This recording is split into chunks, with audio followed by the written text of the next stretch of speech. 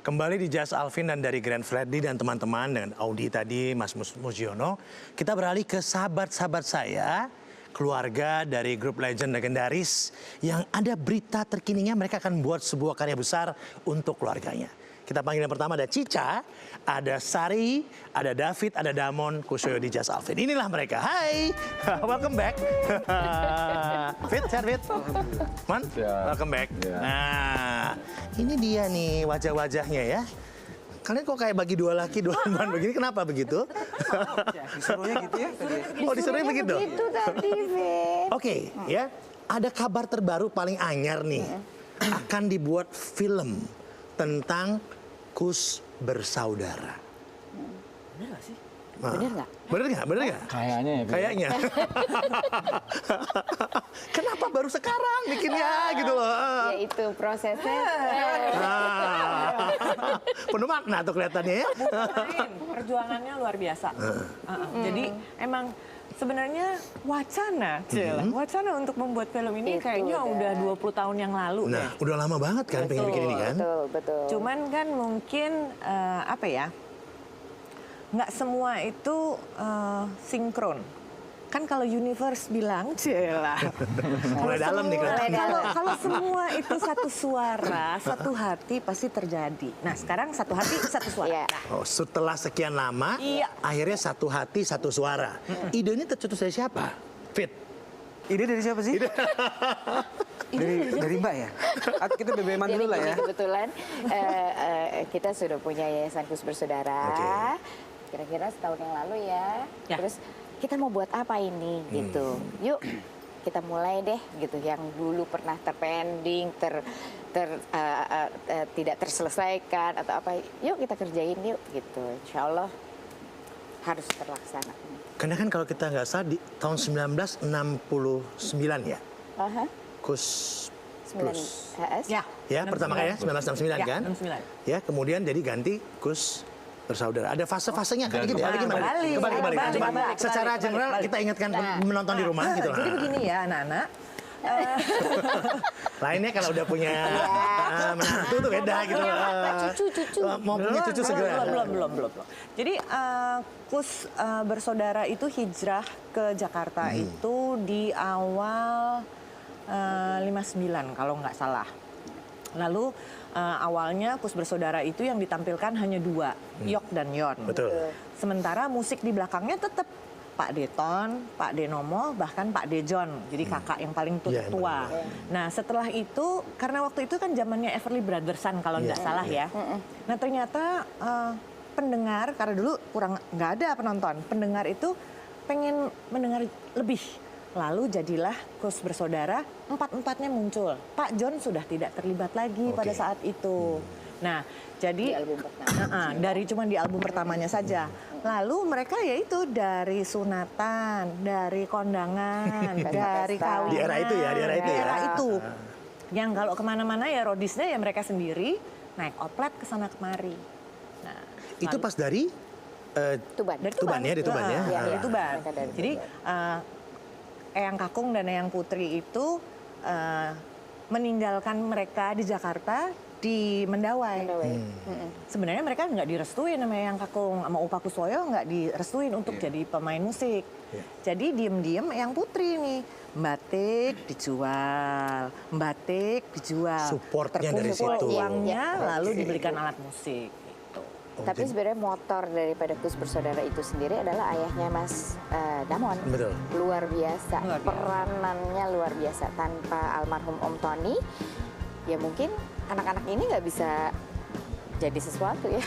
Ngumpul jadi Kus Bersaudara Jadi ini. penggeraknya adalah itu motornya ya. Dan very idealis ya Papa ya. Maksudnya dia udah pilih bermusik total gitu.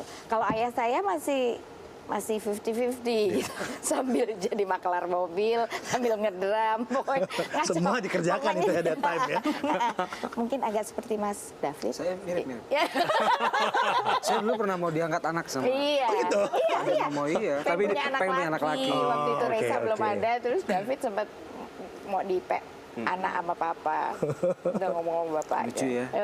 Seru banget. Lucu Mon, banget. nah mungkin bisa sharing sama kita tentang almarhum. Kalau menurut saya di kacamata sekarang pun juga kayaknya sih memang dia sebagai prinsipalnya dan sebagai penggeraknya, sebagai ketua yayasannya itulah. Karena ya yang konsep segala macam secara keseluruhan kan dia mungkin ya masing-masingnya kan ngarang lagu. Tapi yang muncul sebagai konseptornya, yang segala macamnya ya dia gitu. Dan kalau menurut saya kelihatan juga gitu sampai sekarang karyanya dan bedanya pun juga gitu seperti itu sih. Karena cerita ini kan menarik ya, bayangkan legend. Semua orang tahu lagunya apa sih. Saya Kolam Susu mah inget banget ya. Bosan gitu loh. Pasti inget kan lagu-lagunya semua. Ya mungkin buat orang anak apa dikenal sebagai bandnya apa? Apa istilahnya? Ngakik. Nah, itu kan lucu tuh, unik. Menarik kan itu tuh. Nah, itu apa? Bisa sharing, Cica? Itu pada saat itu memang maksudnya era Waktu itu kan era Orde Lama. Iya. Nah, terus karena waktu itu zaman Bung Karno kalau nggak salah waktu itu kan jadi yang berbau western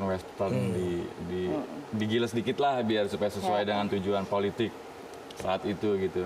Ya udah masuklah ke penjara berapa lama? Ada lagunya 3 bulan ya? 3 bulan dan mereka tidak pernah tanpa pengadilan tanpa apa gitu. Jadi ya tuduhannya subversif.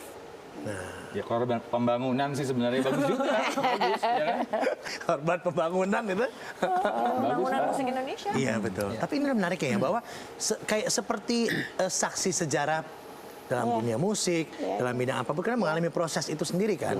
Lantas ada apa di film ini, Jo? Jadi film ini sebenarnya Dokumenter kah atau apa? Bukan, it's a drama. Jauh dari dokumenter ya? Drama, jadi kehidupannya mereka yang ada bumbu-bumbu Jawa Timuran lah, secara mereka memang asli orang Jawa Timur yang bercandanya ngaco, especially bapakku gitu, maksudnya ngaco. Dan ada satu momen di mana Spontanitasnya itu loh ya. jadi mereka lagi latihan, bapakku tuh nggak konsen karena temennya dari luar pagar panggil, mobil yang waktu itu udah laku apa belum gitu. Dia lagi ngedram gini kan, dia balik badan, terus dia masih ada apa nggak ada, pokoknya dia dealing deh tuh sama temennya yang Multitasking ternyata. marah lah bapaknya ya. Ya ampun. Dilempar sesuatu sampai semua bengong, adik-adiknya semua bengong, wow gitu. Tapi itu memang bagus gitu, emang harus seperti itu ya kalau mau jadi besar ya gitu loh. Disiplinnya luar biasa. Bener-bener Om Tony ini memang Kan hafal nggak lagu-lagunya? David paling hafal sih. Oh iya lah. vokalis junior. Fit, dikit aja, refnya aja. Lagu yang mana nih? Yang inget aja apa kira-kira? Yang lebih banyak orang. Dikala sang bulan purnama bersinar di atas telaga, tenggelam suara menjelma melagukan balada tua. Duet ya. Kisah seorang putri yang telah patah hati lalu bunuh diri. Itu banget ya. Original Cosmos. Itu Khas banget itu itu. papa ya? Iyalah. Tony. Kata-katanya coba. Kata-katanya kan pujangga sekali. Belum lagi yang itu. liriknya bahasa Inggris ya, ada ya. To the so-called guilties. Oke, kita break dulu. Kita kembali saat lagi hanya di Just Alvin. Bila menunggu sendiri. Kan Hatiku sunyi. Ini. Dan hatiku kan bernyanyi. Lagu yang sedih.